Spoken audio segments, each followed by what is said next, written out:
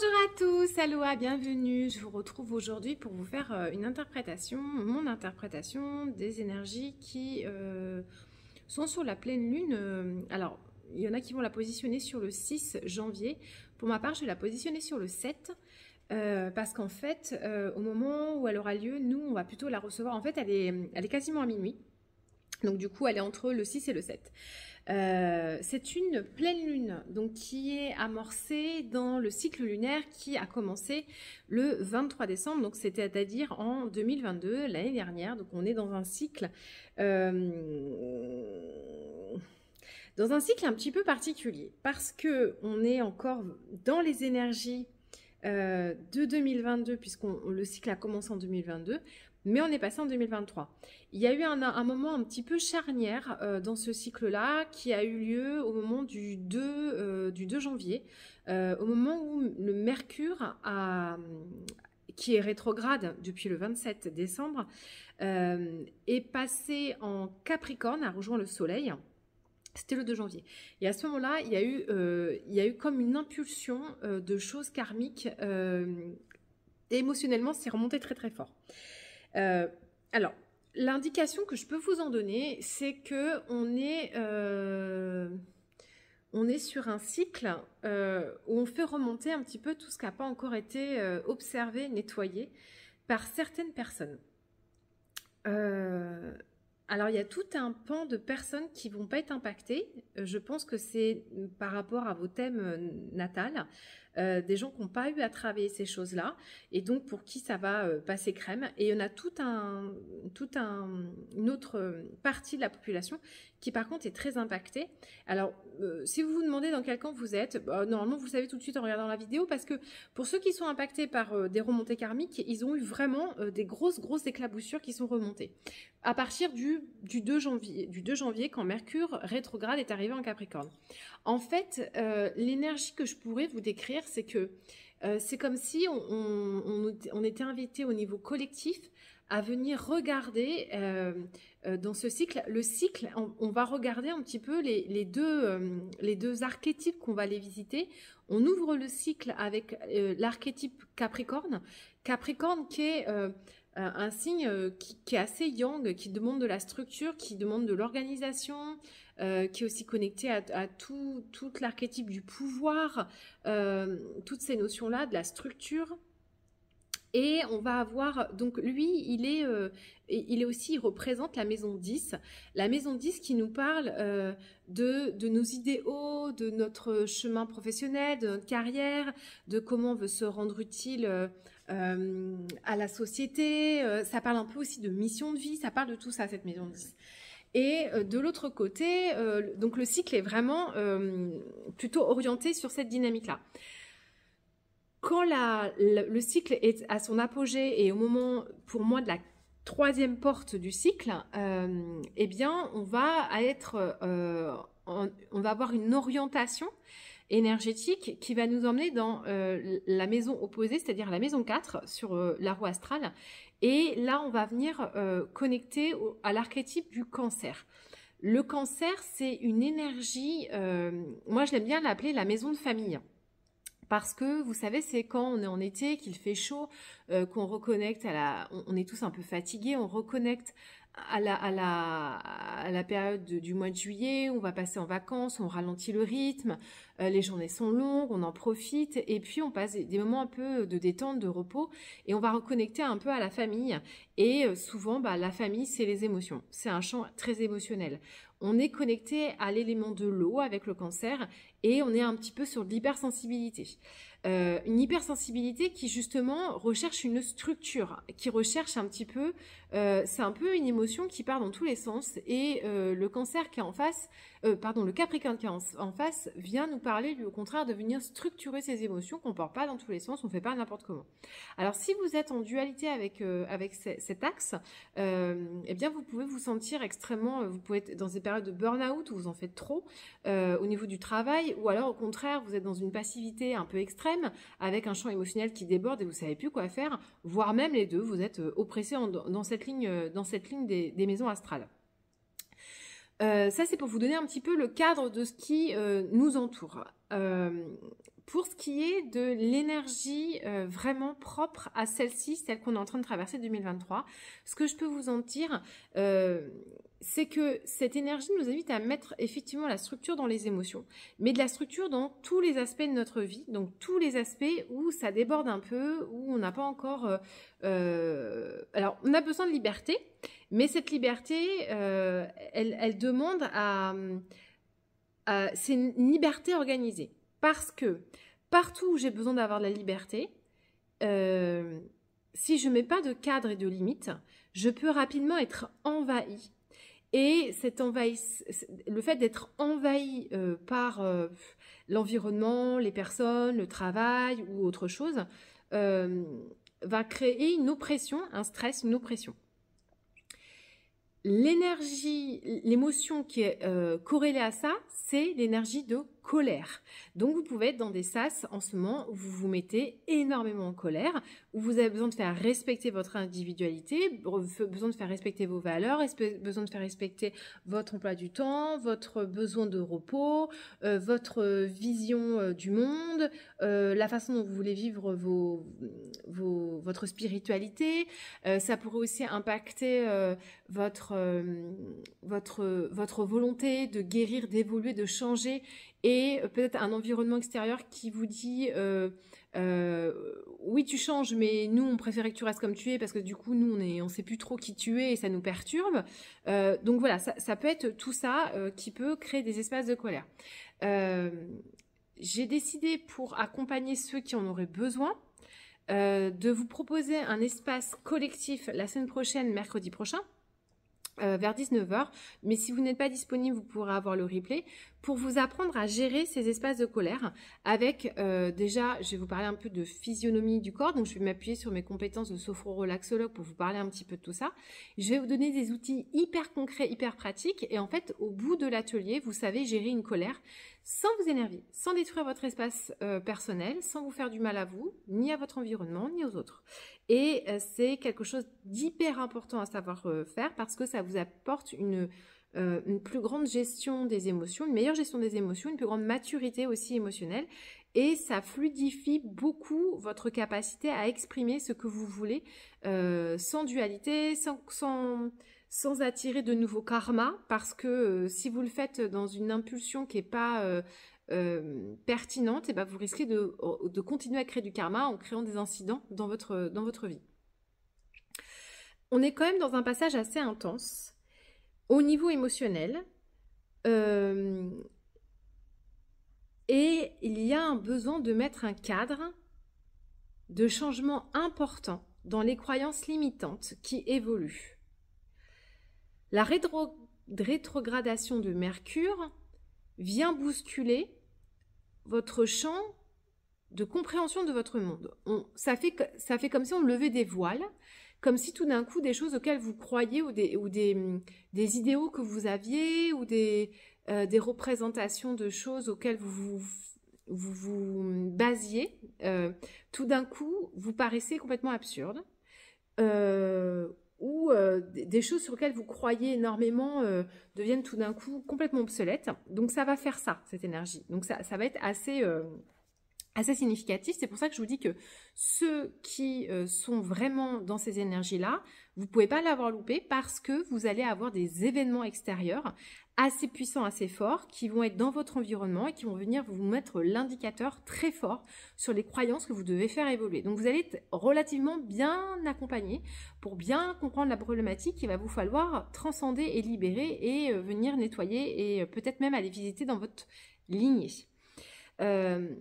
Cette énergie va vous pousser, certains d'entre vous, à travailler le discernement dans votre gestion émotionnelle, à venir impulser un nouveau paradigme, un nouveau fonctionnement intérieur entre qu'est-ce que je ressens émotionnellement, qu'est-ce que ça veut dire cette émotion, comment je la comprends et qu'est-ce qu'elle me dit et comment je l'utilise pour le mieux dans ma vie, pour ma prise de décision, pour impulser des choix, pour comprendre qui je suis, qu'est-ce qui me convient le mieux.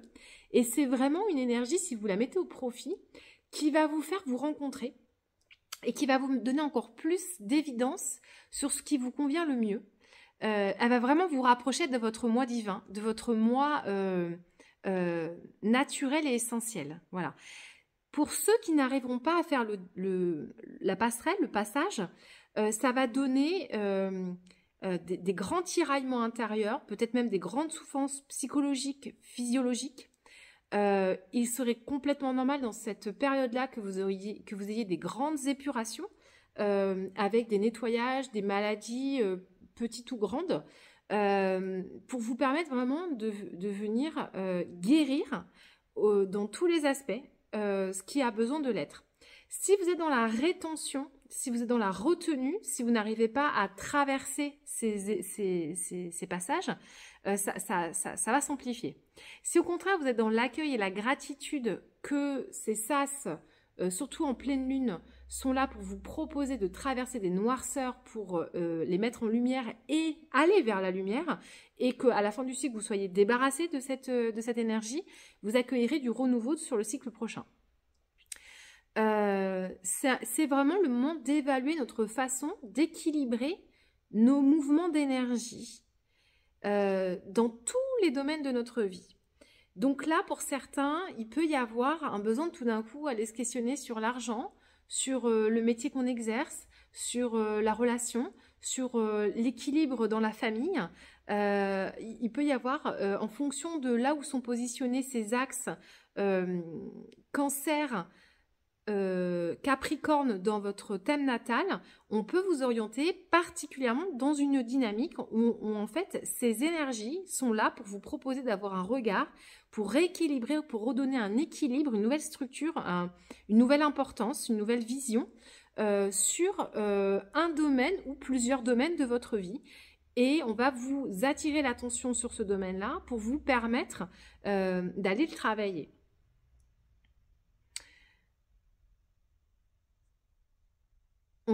Elles sont là aussi, ces énergies, pour vous permettre de mettre de la structure là où cela n'est pas le cas, et pour retrouver le cap et le chemin sur votre pouvoir personnel.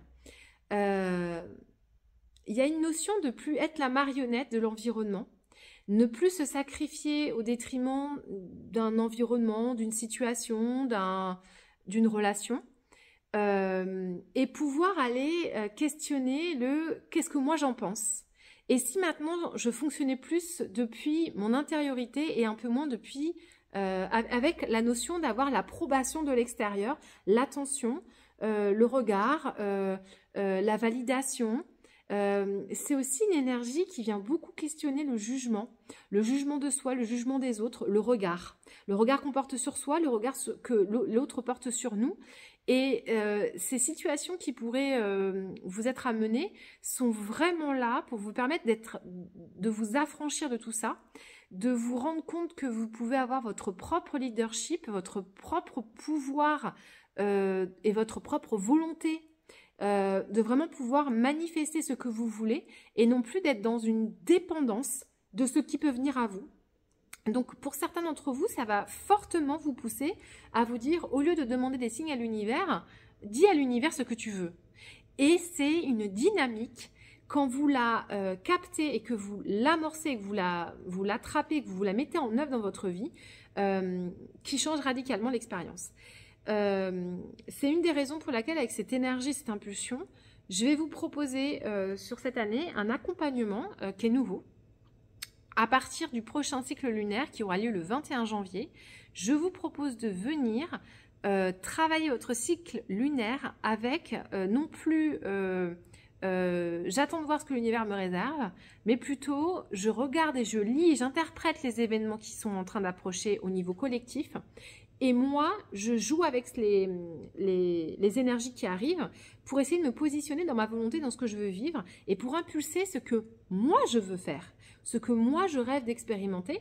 Et en fait, si vous voulez, ces accompagnements qui s'appellent les impulsions lunaires, c'est vraiment une espèce de planche de surf que je vais vous proposer d'avoir pour essayer de naviguer sur les influences astrales collectives et comprendre comment vous pouvez diriger votre propre bateau Donc c'est plus univers envoie-moi un signe, c'est vous dites à l'univers ce que vous voulez en fait, comment vous voulez amorcer dorénavant votre évolution, votre chemin, etc. C'est vraiment reprendre de la place au centre de votre vie et vous rendre compte que vous êtes complètement capable, avec une certaine qualité vibratoire et une certaine compréhension des symboliques de l'univers, des astres, etc., des placements planétaires, comment vous pouvez avancer. Alors, c'est pas un travail que moi je vais vous aider à lire les cartes, à comprendre et à vous mettre en place, mais c'est un travail où vous allez vraiment être sollicité. Hein. C'est pas un travail où vous allez venir et puis je vais vous dire fais ci, fais ça, et non, c'est pas comme ça que j'accompagne les gens. Moi je suis plutôt dans un accompagnement où je guide, où je propose, où je mets à disposition, et c'est vous qui allez expérimenter et faire votre propre petit laboratoire alchimique pour voir où ça vous emmène. Donc il faut venir si déjà vous avez acquis une certaine autonomie et que vous avez envie d'avoir un peu plus d'outils dans votre laboratoire personnel pour pouvoir expérimenter d'autres choses. Il y a aussi une notion dans ces aspects qu'on est en train de traverser de juste effort, et il y a une question de responsabilité, d'obligation et de responsabilité, de contrainte et d'obligation. Dans l'énergie qu'on travaille, on est en train de réfléchir aussi, pour certains, au juste effort que je fournis pour manifester quelque chose. Est-ce que j'ai besoin de mettre autant d'énergie dans cette direction pour pouvoir avoir des bénéfices ou en retirer quelque chose? Est-ce que c'est juste que je fasse autant d'efforts? Est-ce que je dois mettre ma responsabilité là? Est-ce que je mets assez ou trop ou pas assez d'efforts ou d'énergie dans un endroit? Et il y a aussi quelque chose qui viendra, au vu de certains positionnements comme Uranus et Neptune, vous positionner dans déployer votre foi et votre confiance. C'est-à-dire vous dire, il y a une notion de lâcher prise, de comprendre comment vous pouvez encore plus accentuer votre lâcher prise en étant encore plus, enfin, vous dire que le contrôle de certains aspects de votre vie n'est pas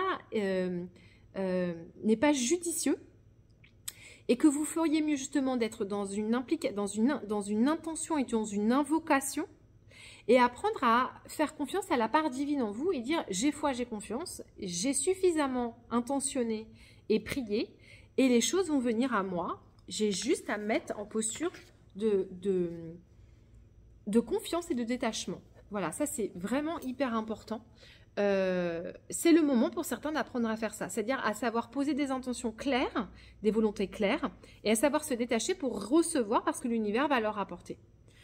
C'est le bon moment pour réfléchir à des systèmes, à votre système de valeurs, à ce qui compose votre éthique et à le faire respecter, notamment avec l'aspect de la colère, etc. Donc ça, c'est vraiment le bon moment, mais c'est aussi peut-être le moment de réfléchir à l'environnement dans lequel vous avez envie d'évoluer, au niveau professionnel, familial, relationnel,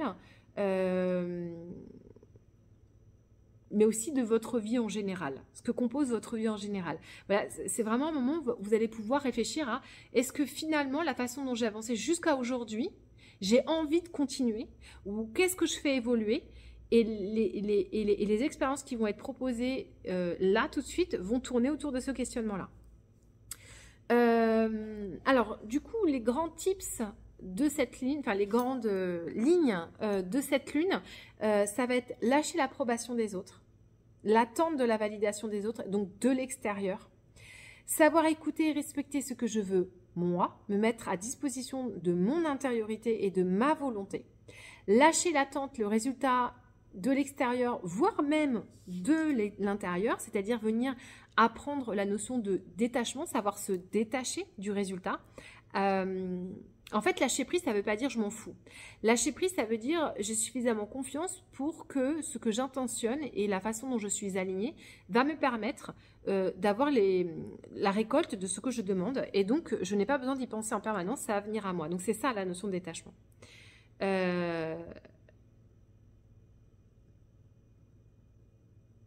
Il y a aussi la notion de c'est le bon moment de mettre de la structure pour vivre mieux les mouvements des émotions. Ouais. Il y a quelles sont les obligations, les contraintes et les responsabilités que je subis et celles que non, alors, pardon. Quelles sont les obligations, contraintes et responsabilités que je subis et celles que je choisis? C'est pas la même chose. Qu'est-ce que je ressens comme venant de l'extérieur vers moi et qui est une contrainte qui m'oppresse et que je subis? Et quelles sont celles que je souhaite? En fait, c'est ça la notion que je vous disais en début, de la liberté, mais où il y a des limites. Et ces limites, c'est quelles sont les obligations, les contraintes et les responsabilités que moi je mets dans ma vie, que je choisis de mettre dans ma vie, et qui représentent les limites avec mon champ, avec les domaines concernés. Le professionnel, le sentimental, le familial, l'amical, etc., etc. C'est un moment idéal pour venir réfléchir à les obligations, les contraintes et les responsabilités que je choisis et qui font que si ça ne va pas comme j'ai décidé dans mon éthique, je ferme la porte et je dis non, je sais me le faire respecter.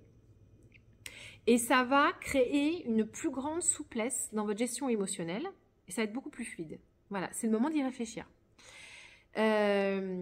C'est aussi le moment, par rapport à tout ce que je vous ai dit, de réfléchir à réajuster la barre de votre valeur, de ce que vous pensez valoir, et peut-être de la façon dont vous vous jugez, ou vous subissez le changement des autres. Il y a vraiment dans tout ça un grand fil directeur qui est être plus aligné avec votre volonté divine. Et bien sûr, dans ces énergies-là, vous risquez d'être énormément happé par vos peurs, parce que vos peurs sont des projections de ce que vous devez lâcher au profit de là où vous devez aller. Voilà, donc c'est tout ce qui est dans le champ de l'inconnu, ce que vous n'avez pas encore expérimenté. On a tendance à vouloir aller toujours vers ce qu'on connaît parce que ça nous sécurise, mais ce qu'on connaît n'est pas forcément ce qui nous convient. Et là, c'est accepter d'aller dans quelque chose qu'on ne connaît pas, sachant que ça pourrait nous amener des expériences qui sont parfois pas forcément celles qui nous conviennent, mais c'est comme ça qu'on avance et qu'on apprend et qu'on est enseigné et qu'on sait mieux se diriger. Voilà ce que j'avais envie de vous partager sur l'énergie de cette lune. Je vous invite à aller consulter mon site internet si vous avez envie de venir recevoir des enseignements ou des pratiques avec moi. Et je vous retrouve bientôt pour d'autres informations astrales. Ciao, ciao!